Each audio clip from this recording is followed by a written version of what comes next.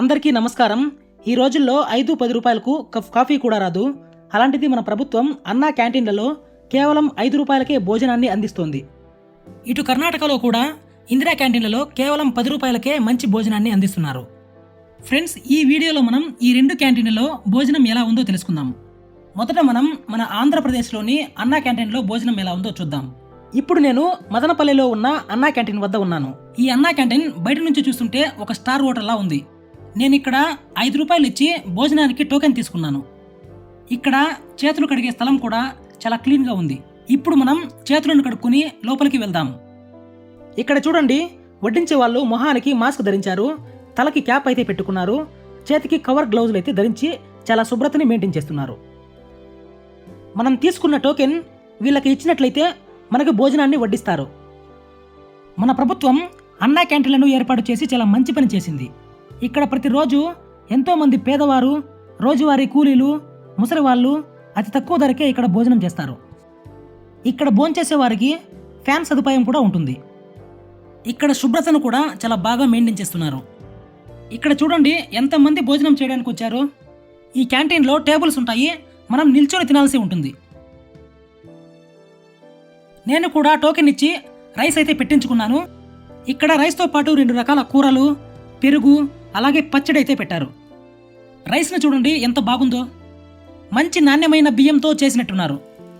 ఇప్పుడు నేను ఇంకో రకం కూరనైతే వేసుకుంటున్నాను. ఈ కూర కూడా టేస్ట్ చాలా బాగుంది. కూరలో తినేశాను, ఇప్పుడు పెరుగు వేసుకుంటున్నాను.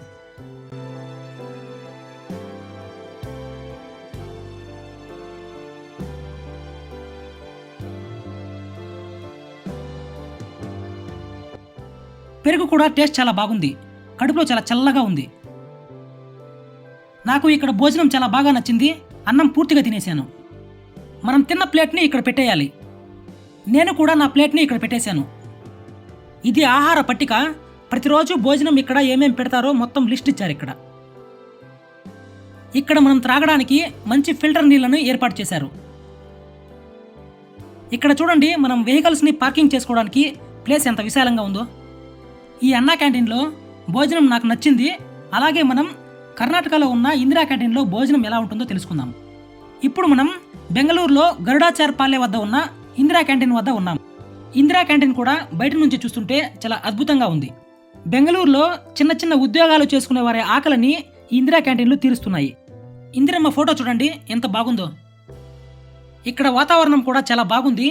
ఎంతోమంది ఈ ఇందిరా క్యాంటీన్ వద్ద కూర్చొని వెళ్తారు. నేను ఈ ఇందిరా క్యాంటీన్లో ఎన్నోసార్లు భోజనం చేశాను, మీకు కూడా చూపించాలి అనే ఉద్దేశంతో వీడియో చేస్తున్నాను. మనం భోజనం చేయడానికి టేబుల్ లాంటి దాన్ని ఏర్పాటు చేశారు. ఇప్పుడు మనం చేతులను కడుక్కొని లోపలికి వెళ్దాం.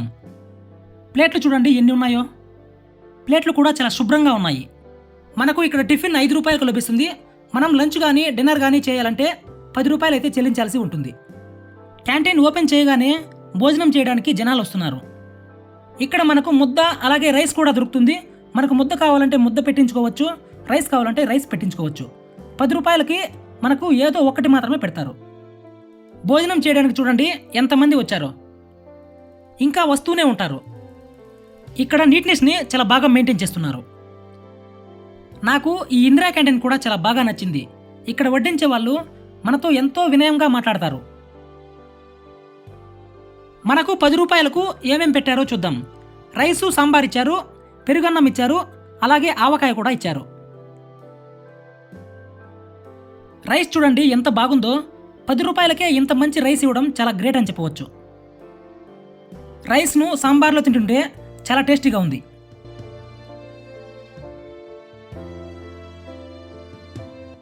రైస్ మొత్తాన్ని తినేశాను, చాలా టేస్టీగా ఉంది. ఇప్పుడు మనం పెరుగన్నం తిందాం. పెరుగన్నంలో మనకు ఒక మిరపకాయ కూడా వచ్చింది.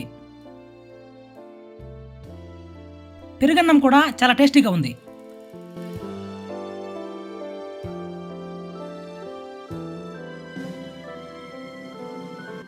ఫైనల్గా నేను పూర్తిగా తినేశాను. నాకు ఇప్పుడు చాలా తృప్తిగా ఉంది. మనం తిన్న ప్లేట్ని ఇక్కడ పెట్టాలి. ఇవి త్రాగునీరు. ఈ ఫిల్టర్ నీళ్లను ఇలా క్యాన్ల ద్వారా మనకు ఏర్పాటు చేశారు. ఇది ఆహార పట్టిక. నాకు ఇక్కడ కూడా భోజనం చాలా బాగా నచ్చింది. ఇప్పుడు నన్ను ఇందిరా క్యాంటీన్లో అలాగే అన్నా క్యాంటీన్లో ఈ రెండింటిలో భోజనం ఎక్కడ బాగుంది అని నన్ను అడిగితే రెండిట్లో చాలా బాగుంది అని సమాధానం చెప్తాను. ఫ్రెండ్స్, ఈ వీడియో మీకు నచ్చినట్లయితే లైక్ చేయండి, షేర్ చేయండి, సబ్స్క్రైబ్ చేసుకోండి. Thank you.